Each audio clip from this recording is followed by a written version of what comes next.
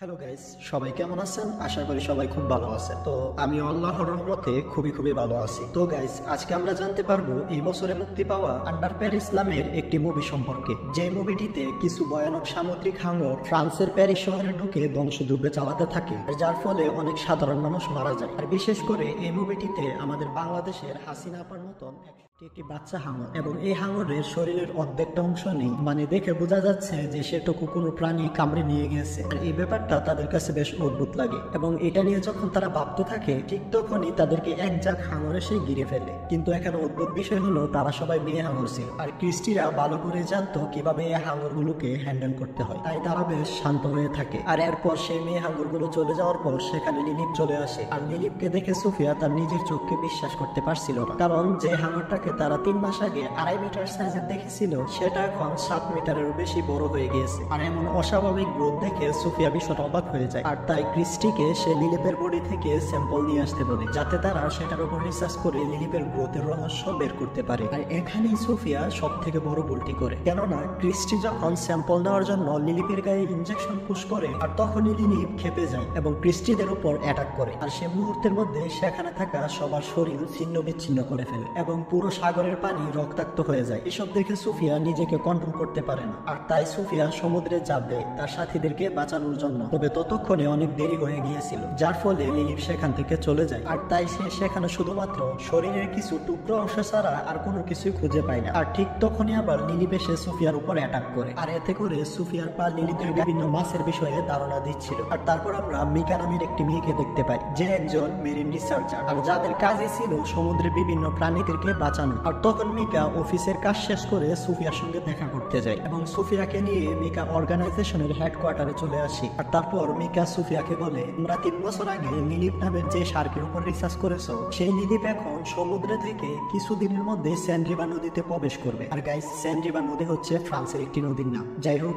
মিকা তারপর বলে, যদি এখন লিলিপকে না আটকানো যায় তাহলে কিছুদিনের মধ্যে প্যারিস শহরে চলে আসবে। আর মিকার এসব বিশ্লেষণ থেকে সুফিয়া তখন বলে, প্যারিসের স্বচ্ছ মিষ্টি পানিতে কখনই হাঙ্গর আসতে পারবে না, যদি কোনোভাবে সে চলেও আসে তাহলে সে বেশি দিন সার্ভাইভ করতে পারবে না। আর তখন মিকা তাকে জানায় যে তারা আজকে লিলিপকে খুঁজতে সেই নদীতে যাবে, তাদের সাথে সোফিয়াকে যাওয়ার জন্য অনুরোধ করে। কিন্তু সোফিয়া এই বিষয়টাতে রাজি হয় না এবং সেখান থেকে বেরিয়ে যায়। আর বাসায় এসে সে পুরনো জিনিস ঘাটাঘাটি করতে গিয়ে একটি ট্যাব খুঁজে পায়, আর যে ট্যাবটিতে 3 বছর আগেকার ভিডিওগুলো সেভ করা ছিল। সোফিয়া সেই ভিডিওগুলো দেখে ভীষণ ইমোশনাল হয়ে পড়ে। এমন সময় হঠাৎ মিকার কথাগুলো তার মনে পড়ে। তখন সে ট্র্যাকারের মাধ্যমে জানতে পারে যে লিলিপ সত্যি প্যারিসে চলে এসেছে, কিন্তু মিকারা তো সেই রাতে নদীতে যেতে চেয়েছিল। তাই সোফিয়া তৎক্ষণাৎ মিকাকে ফোন করে সাবধান করার জন্য, কারণ এই হাঙ্গরের ভয়াবহতা একমাত্র সোফিয়াই জানে। কিন্তু দুর্ভাগ্যবশত মিকার ফোনটি বন্ধ ছিল, তাই সে একটি ভয়েস মেসেজ পাঠিয়ে রাখে। আর এইদিকে মিকা আর বেনকে দেখা যায় তারা নদীতে চলে এসেছে। সেখানে মিকা নদীতে নেমে যায়, আর বেন তার জন্য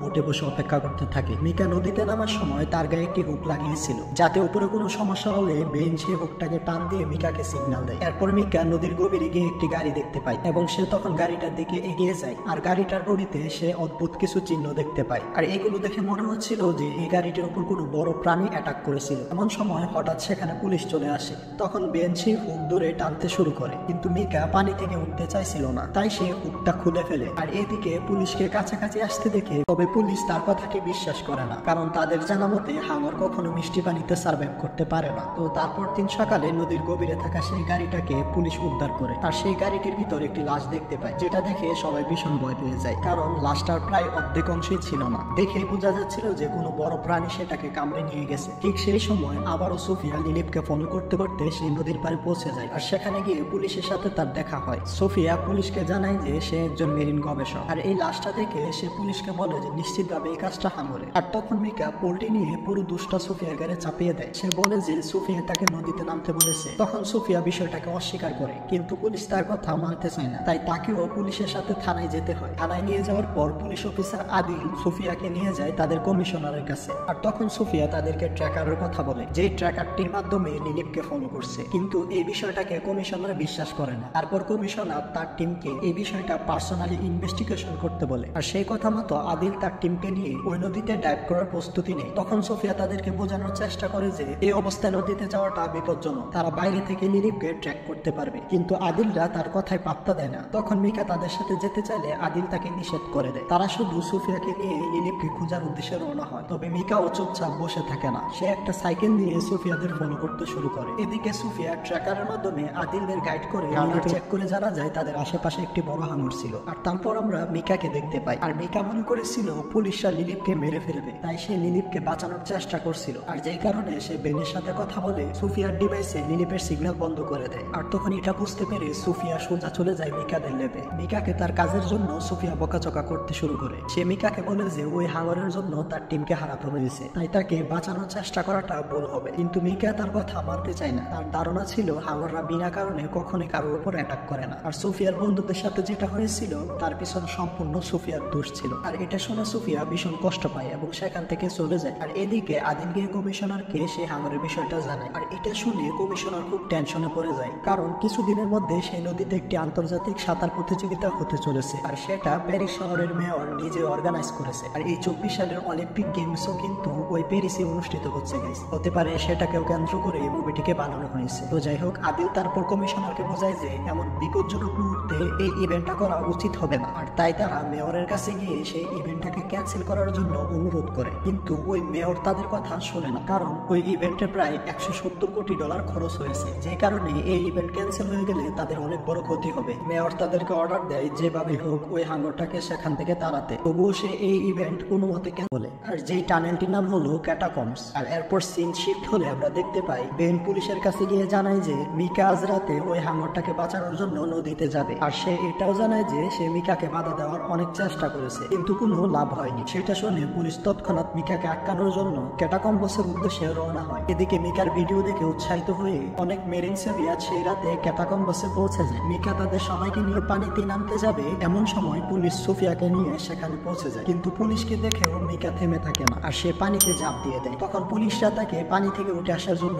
অনুরোধ করে, কিন্তু মিকা তাদের কথায় পাত্তাই দেয় না। আর এরই মাঝে সেখানে একটি বাচ্চা হাঙর চলে আসে। তবে এই হাঙরটি লিলিপ ছিল না। মিকা এই হাঙরটির গায়ে ধীরে ধীরে হাত বোলাতে থাকে, যাতে সে প্রমাণ করতে পারে হাঙর আসলে কারো ক্ষতি করে না। আর এটা দেখে সোফিয়া তাকে সাবধান করে দেয়। সে চিৎকার করে বলতে থাকে এটা আসলে একটি লিলিপের ফাঁদ। লিলিপের সাধারণ হাঙরটার মাধ্যমে মিকাকে বশ করার চেষ্টা করছে। আর এটাই হচ্ছে লিলিপের সব থেকে ভয়ানক দিক, কারণ সে মানুষের মন অনেক ভালোভাবে বুঝতে পারে। কিন্তু মিকা কোনো কিছুই কানে তুলে না। আর তারপর সেই বাচ্চা হাঙরটিকে সে কিছুক্ষণ আদর করে, এরপর সেটা সেখান থেকে চলে যায়। তবে সোফিয়া যেহেতু ভালোভাবে লিলিপের অভ্যাসগুলো সম্পর্কে জানতো, তাই সে মিকাকে দ্রুত পানি থেকে উঠে আসতে বলে, কারণ কিছুক্ষণের মধ্যে লিলিপ আবার তার উপরে অ্যাটাক করবে। সোফিয়ার কথা শুনে পুলিশরা বারবার মিকাকে উপরে উঠে আসতে বলে, তাই মিকা একটু ঘাবড়ে যায়, কিন্তু তাও পানি থেকে উঠে আসে না। এবং দেখতে দেখতে সেখানে লিলিপ এসে মিকাকে কামড়ে ধরে এবং পানির গভীরে টেনে নিয়ে যায়। গাইস, একটা কথা আছে না, অল্প বয়সে পাখিলে বাল দুঃখ থাকে চিরকাল। তো যাই হোক, এই দৃশ্য দেখে সেখানে থাকা সবাই ভয় পেয়ে যায়। তারা লিলিপের হাত থেকে বাঁচানো হয়। আসলে তারা কেউ কল্পনা করতে পারেনি যে ওই নদীতে এতগুলো হাঙর থাকতে পারে, এবং কি সোফিয়া নিজেও বুঝতে পারেনি। যাই হোক, তারা কিছু মানুষকে বাঁচিয়ে নিয়ে সেখান থেকে বেরিয়ে আসে এবং আহতদেরকে দ্রুত হসপিটালে নিয়ে যায়। এসব দেখে সোফিয়া অনেক আপসেট হয়ে পড়ে। তার অতীতের কথাগুলো খুব মনে পড়ে। এত কিছুর পরেও তার কিছুই করার ছিল না। সে কোনোভাবেই লিলিপকে বসে আনার উপায় খুঁজে পাচ্ছিল না। আর তখন আদিল তাকে গিয়ে সামলায় আর তাকে বোঝায় যে এসবের জন্য সে দায়ী নয়। আর তখনই সেখানে একটি মেয়ে অফিসার এসে তাদেরকে আবারও ডেকে সেই ক্যাটাকম্বসের দিকে নিয়ে যায়। সেখানে গিয়ে তারা দেখে সেই বেবি হাঙরটা মরে বেশি উঠেছে। আসলে লিলিপ নিজেই সেটাকে মেরে ফেলেছে, কারণ সে যাকে দিয়ে একবার তার কৌশল অ্যাপ্লাই করে তাকে আর বাঁচিয়ে রাখে না। তখন সেই মৃত হাঙরটাকে সোফিয়ার কাছে হ্যান্ড ওভার করে দেওয়া হয়, যাতে সে হাঙরের উপর সোফিয়া রিসার্চ করতে পারে। তো সোফিয়া ল্যাবে এসে অদ্ভুত কিছু বিষয় লক্ষ্য করতে পারে, যেমন এই হাঙরটার বয়স খুবই কম ছিল। তার দাঁত এবং শারীরিক গঠন থেকে বোঝা যাচ্ছিল যে তার বয়স 2 মাসের বেশি নয়। কিন্তু অবাক করা বিষয় হচ্ছে সে অল্প বয়সে প্রেগনেন্ট হয়ে গিয়েছিল। আর তখন সে এই বিষয়টা আদিলকে জানায়। আরো একটি বিষয় সোফিয়ার কাছে অদ্ভুত লাগে, আর সেটা হলো এই হাঙরের সাইজ, কারণ সাধারণ হাঙরের তুলনায় এই হাঙরের সাইজটি অনেক বড় ছিল। আর এটা দেখে সোফিয়া বুঝতে পারে যে এটা লিলিপের সন্তান। এরপর সে ওই হাঙরটার পেট কাটলে সেখান থেকে অনেকগুলো বাচ্চা হাঙর বেরিয়ে আসে। আর এটা দেখে আদিল ভীষণ ঘাবড়ে যায়, কারণ এখান থেকে বোঝা যাচ্ছে যে ওই হাঙরগুলোর প্রজনন ক্ষমতা অনেক বেশি। অর্থাৎ তারা যতগুলো হাঙরকে ক্যাটাকম্বসে দেখেছে সেখানে তার থেকেও বেশি থাকার সম্ভাবনা আছে। তখন সোফিয়া তাকে আরো একটি অদ্ভুত তথ্য জানায়, আর সেটা হলো এই হাঙরগুলো প্রেগনেন্ট হওয়ার জন্য কোনো পুরুষ হাঙরের প্রয়োজন পড়ে না। তাদের শরীরের একটি বিশেষ বৈশিষ্ট্যের কারণে তারা নিজে থেকেই মা হতে পারে, এবং এই প্রজাতির হাঙর খুবই রেয়ার এবং হিংস্র হয়। সেই সাথে তাদের সব পরিবেশে খাপ খাইয়ে নেওয়ার একটি অদ্ভুত শক্তি থাকে, যার কারণে তারা প্যারিসের স্বচ্ছ মিষ্টি পানিতেও টিকে আছে। আর এইসব দেখে পুলিশ অফিসার আদিল খুব টেনশনে পড়ে। সে কোনোভাবে এই ইভেন্ট ক্যান্সেল করতে রাজি রাজি ছিল না। উল্টো সে কমিশনারকে বলে বসে যে এখন থেকে পুলিশকে এই বিষয় নিয়ে মাথা ঘামাতে হবে না, সে আর্মিকে এই বিষয়টা হ্যান্ডেল করার দায়িত্ব দিয়ে দিবে। সেটা শুনে পুলিশ কমিশনার মাথা নিচু করে সেখান থেকে চলে আসে। তো যাই হোক, তারপরের দৃশ্য আমরা দেখতে পাই কমিশনার বসে বসে ভাবতে থাকে, যদি এইভাবে চুপচাপ বসে থাকে তাহলে তো শহরের মানুষ এবং কম্পিটিটররাও বিপদে পড়বে, কারণ আগামীকাল সকালে সেই আন্তর্জাতিক সাঁতার প্রতিযোগিতা শুরু হবে। তাই পুলিশরা মেয়রকে না জানিয়ে হাঙ্গরকে আটকানোর প্ল্যান বানানো শুরু করে। তারা সিদ্ধান্ত নেয় যে তারা ওই ক্যাটাকম্বসে বুম ব্লাস্ট করবে, এতে করে সেখানে থাকা হাঙ্গরগুলো মারা যাবে। আর এত জায়গা থাকতে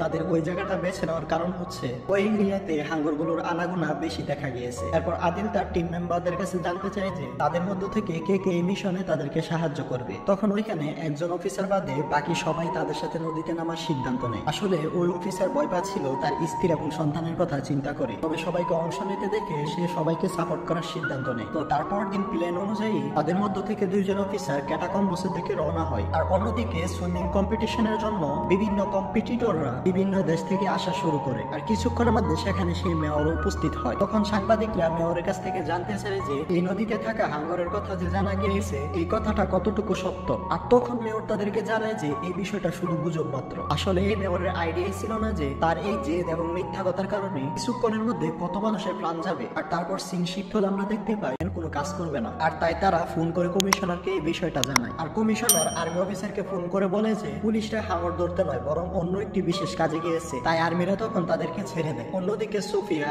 আদিল ও তার টিম মেম্বাররা নদীর গভীরে গিয়ে ক্যাটাকম্বসে বোম ব্লাস্ট করার প্রস্তুতি নিতে থাকে। কিন্তু তখনই তারা একটি ভয়ানক দৃশ্য দেখতে পায়, সেটা হচ্ছে শত শত হাঙ্গর তাদেরকে ঘিরে ফেলেছে। আর এসব দেখে তারা খুব ভয় পেয়ে যায়। তখন সুফিয়া সবাইকে শান্ত থাকতে বলে, কারণ তাদের মুভমেন্ট দেখে হাঙ্গরগুলো ভয় পেয়ে গেলে তাদের উপরই অ্যাটাক করবে। তাই সুফিয়ার কথা মতো সবাই শান্ত থাকে। তখন হাঙ্গরগুলো তাদেরকে কিছুই করে না। এরপর তারা খুব সাবধানে বোমগুলো বিভিন্ন জায়গায় সেট করতে থাকে। আর যখনই তাদের মধ্যে একজনই বোমগুলো ব্লাস্ট করতে যাবে তখনই তার মুভমেন্ট দেখে তার উপর একটি হাঙ্গর অ্যাটাক করে। তার শরীরটা মুহূর্তের মধ্যে টুকরো টুকরো করে ফেলে। তখন তার হাত থেকে বুমের রিমোটটা নিচে পড়ে যায়। আর সোফিয়া বুঝতে পারে তাদের বিপদ ঘনিয়ে এসেছে। সে আগেরবারের মতো ভুল করে তার সঙ্গীদেরকে হারাতে চায় না, তাই সে দ্রুত সবাইকে উপরে উঠে যেতে বলে। কিন্তু ততক্ষণে অনেক দেরি হয়ে গিয়েছিল। হঠাৎ একদল হাঙ্গর এসে তাদের উপর অ্যাটাক করে। সেখানে সোফিয়া এবং আদিল বাদে বাকি সবাই একে একে মারা যায়। আর তখন সোফিয়া কোনোভাবে সেখানে তাকে একটি বুম ব্লাস্ট করে দেয়। এতে করে বেশ কিছু হাঙ্গর মারা যায়। আর সেই ব্লাস্টের প্রেসারে তারা দুইজন পানির উপরে চলে আসে। তবে আদিল বেশ আহত হয়ে গিয়েছিল, তাই তাকে বুটে রেখে আবারও সোফিয়া পানির নিচে যায়। আর এবার ফাইনালি সে লিলিপকে দেখতে পায়। তাকে দেখেই সোফিয়া বুঝে যায় যে